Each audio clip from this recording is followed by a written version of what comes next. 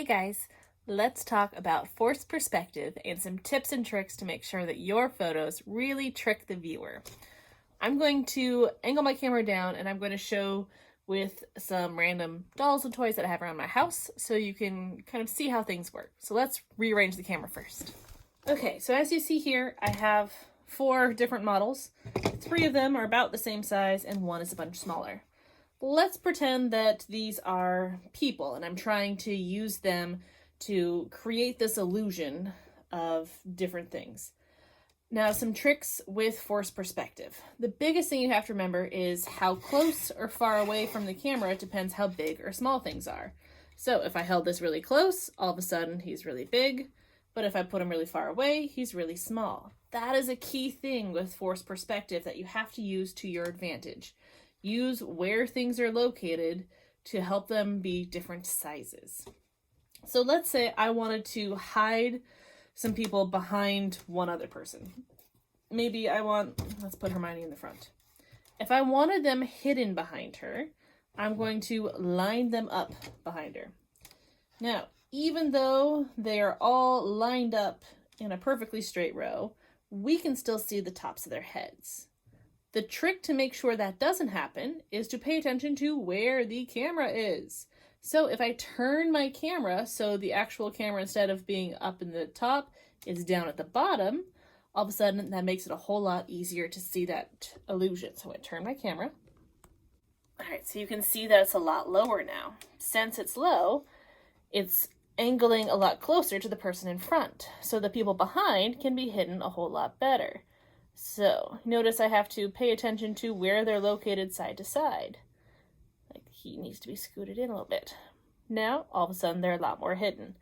Now, a key thing you got to remember when you have people is the space between their legs. Notice you can see around scarf between her legs there. If you're trying to completely hide somebody, you want to make sure that their legs are really tight together or have bigger, looser clothes. So flipping your camera is the #1 most important thing. Now, if these were real people and you wanted to hide them, to stack them to do some sort of an illusion, you want to make sure as a photographer that you're really vocal and talking to these people and telling them where to go. The biggest part of forced perspective is you telling your model where you want them to go. So let's say we are doing one where I wanted my models to look like they have multiple hands, so lots of arms coming out. I can't do it with these guys, but I'll show you in a second. So they need to be lined up exactly. So if I was the photographer and I saw them lined up and I'm looking through my camera and I saw it like this, I would make sure I'd tell this person they need to scoot in. I'd make sure that the thing in their hand, see the wand sticking out right here, tell them, okay, you need to angle that in a bit. I'd make sure that everybody else isn't sticking out, so you have to tell them forward, back. The closer your front person is to you, the bigger they are. See how much easier it is to hide things now? And we still have the legs being seen right back here. But there's a lot more wiggle room. I can move these guys back and forth and they're still hidden. Whereas if they were all really far away, there's a lot less wiggle room before they get seen because they're all about the same size.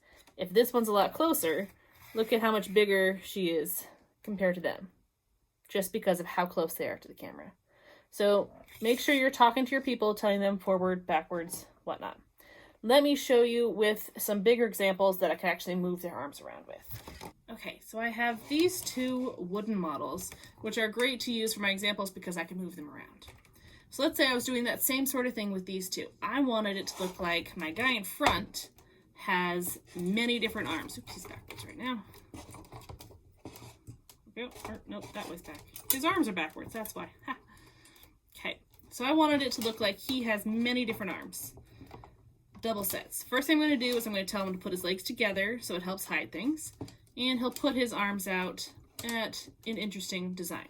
Now, my second person, I'm going to have them go behind, and I want them to be a bit farther away so they're smaller. I might even tell this guy to move closer.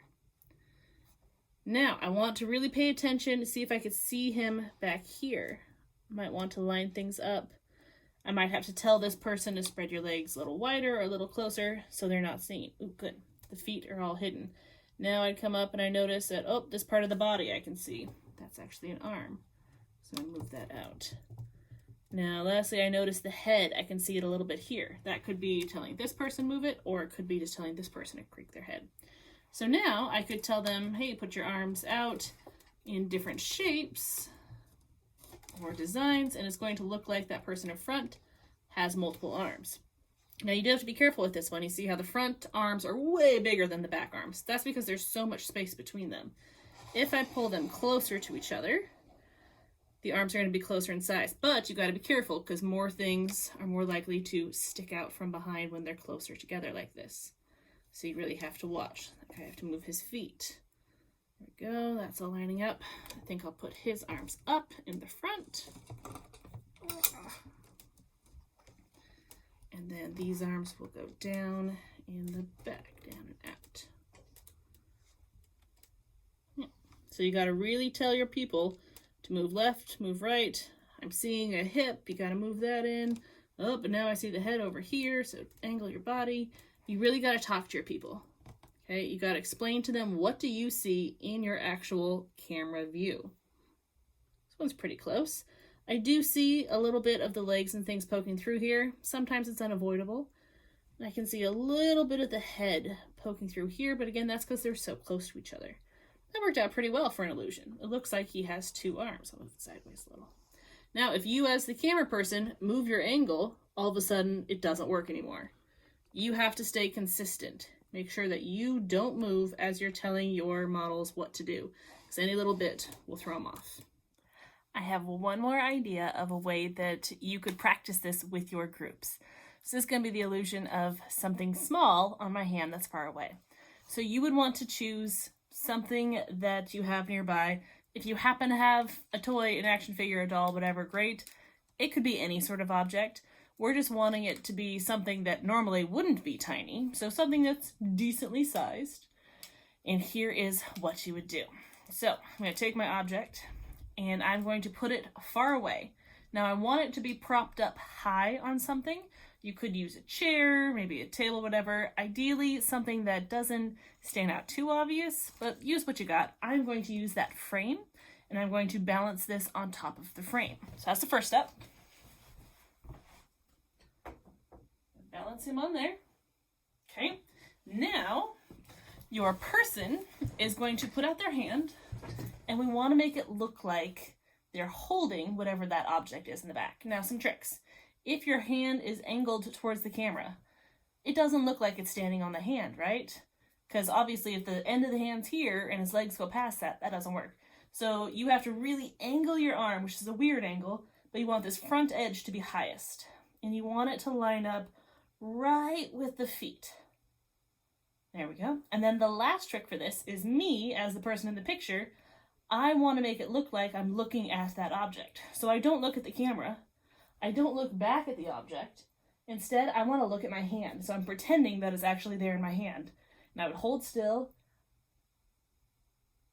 See how it kind of looks like it's in my hand? Now this is just a practice. If this was a real picture, I would put that guy in a different spot. I would make it in a place where he stands out more. But it's just a way to practice. Another thing you could do is you could look like you're about to flick a person that's sitting far away. Or maybe try to eat them, things like that. The key with that, though, is you want to make sure that it's not obvious that they're standing or sitting on something. So that's the real challenge for this. So in your groups, try to figure out what you want to do to practice this illusion. Somebody turn on their camera. It's best if you can all try, but at least 1 or 2 people from each group try this out and see if you can come up with an illusion. The rest of the group that's watching, make sure you're telling the person with their camera on what they need to do to fix it to make it work better. So if I was the person and I was like this, I would tell my person, me on camera, you need to raise your hand, you need to angle your hand, you need to look towards your hand, the different tricks to make sure that it looks like an illusion. All right, can't wait to see what you guys do.